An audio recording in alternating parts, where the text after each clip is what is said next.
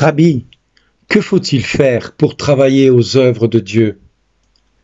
Jésus leur répondit, l'œuvre de Dieu, c'est que vous croyez en celui qui l'a envoyé.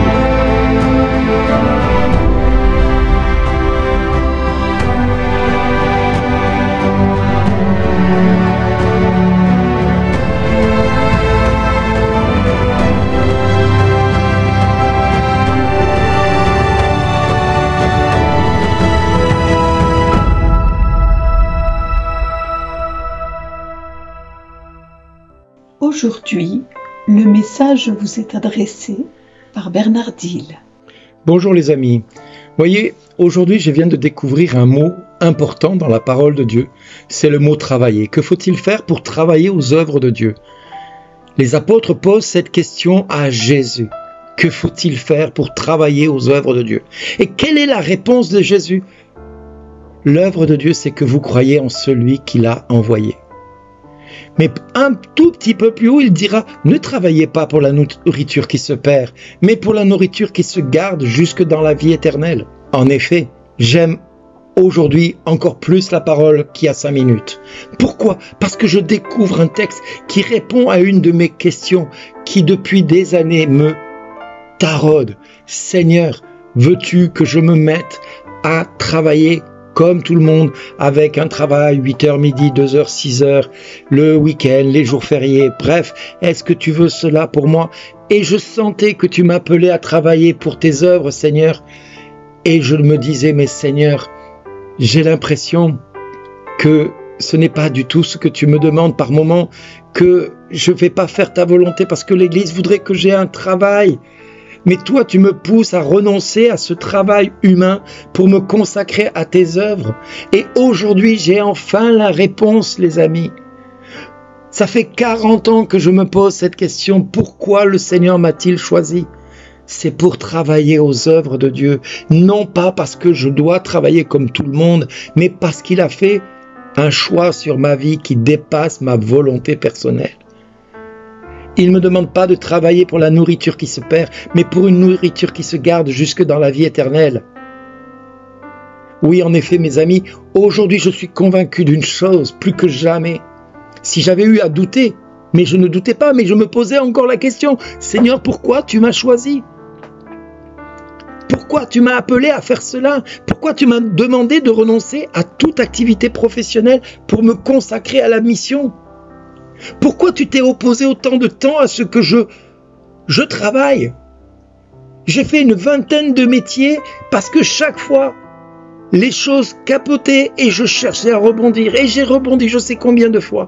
J'ai fait toutes sortes de métiers pour me rendre compte au final que le Seigneur voulait que je cesse de travailler aux œuvres qui se perdent, à la nourriture de la terre, pour me consacrer à ce que lui souhaite, à ce que lui désire.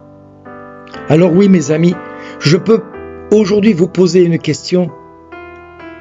Pensez-vous que Dieu soit dénué de toute sagesse?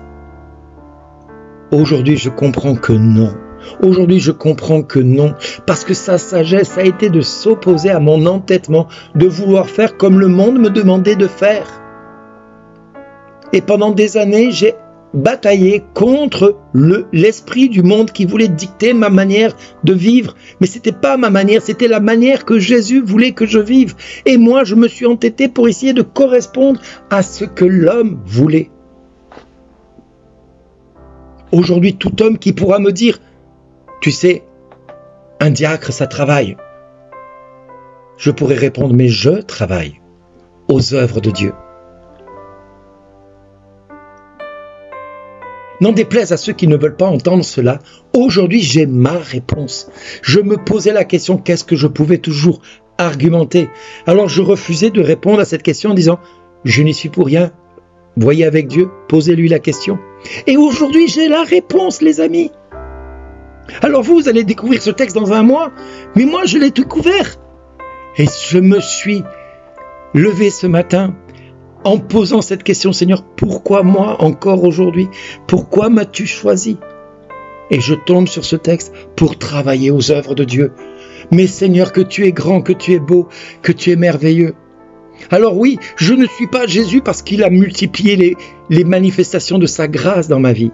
Non, je ne suis pas Jésus parce qu'il a montré des miracles. Je ne suis pas Jésus parce que, du verbe suivre, je précise.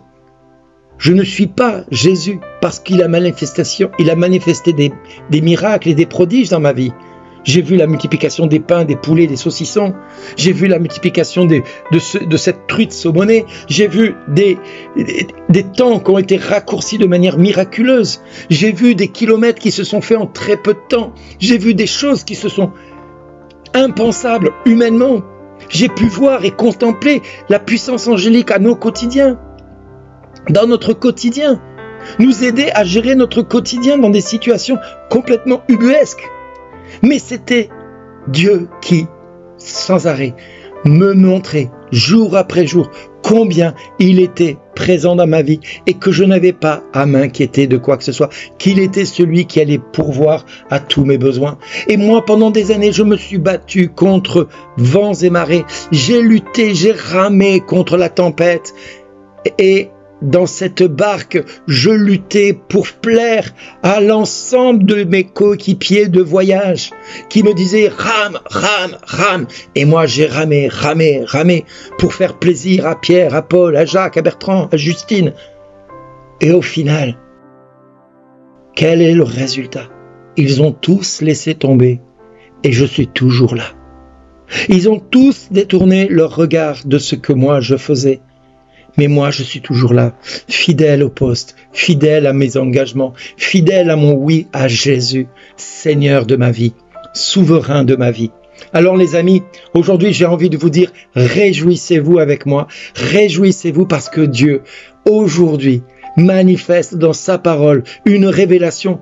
Pourtant que je connaissais ce texte maintes et maintes fois, je l'ai lu je ne sais pas combien de fois, mais aujourd'hui, cette parole, elle a retenti dans mon cœur comme une explosion atomique.